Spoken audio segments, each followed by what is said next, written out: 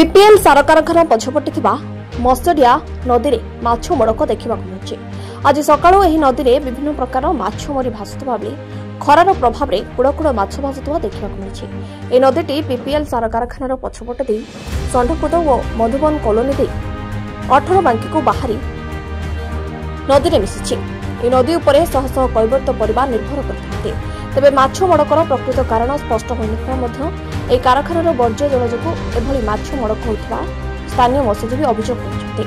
18 बांकी नदी सालपंड मत्स्यद्वार अंशविशेष सेठी पीपीएल गोटे पाइप फाटी तार एसिड पानी नई भितर पशि माछ मड़क हो 2-3 किलोमीटर व्यापी नदी में टोटाल माछ मरिक भासुची। आम निजे यही 2 घंटा तले जाइलु से जगह को डंगा नहीं देखिकी आसीचु एवं से जगार वीडियो करी से फोटो ताको regional officer pollution control board एवं एडीएम को एवं तांका पीपीएल जनरल मैनेजर एचआर को मध्य जन देचु सांगे सांगे से स्पॉट रू जनइलु एवं से काली आमको से बाबद देखिए और इनक्वारी करा अन्य पाखे जो फिशरी वाला आम सागर जाते फिशरी डिपार्टमेंट स्टाफ से मैंने पानी संग्रह कर मला माछ संग्रह कर से सब आनी से निजे जाकि पॉल्यूशन कंट्रोल को देते ये सब कार्य हो सारी।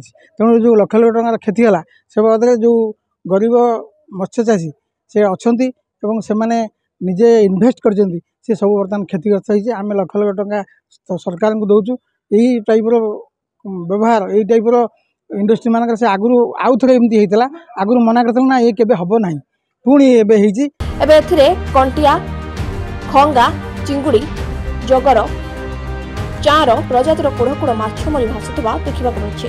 मत्स्य विभाग पक्षर नदी पानी नमूना संग्रह कर परीक्षा पठाई सूचना मिली। जल परीक्षा रिपोर्ट आसवा पर माछ मड़क प्रकृत कारण स्पष्ट हो। तेज नदीर दूषित पानी प्रभाव में नदी कूल विभिन्न घास गुड़िक मरी देखा मिली।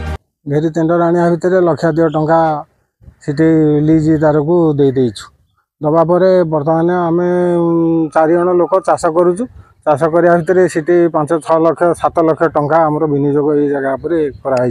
बर्तमान एसिड पानी पीपीएल छाड़देला एसिड पानी रे सबू माछ पूरा ध्वंस माछ हारे 10 लाख टंका हम माछ ना पानी चली भी पानी चली दाबी कौन आमर तो क्षयक्षति होगला आम ये 4टा लोक 5 लाख टका 6 लाख टका विनियोग कर बसीचु 5 टका नहीं था परिवार आज ध्वंस होगला छुआ पिला छटपट ही मरी आ कौन करिया पीपीएल को जाइए जनवाई जहाँ कौन करेंगे। Report news prime Odisha.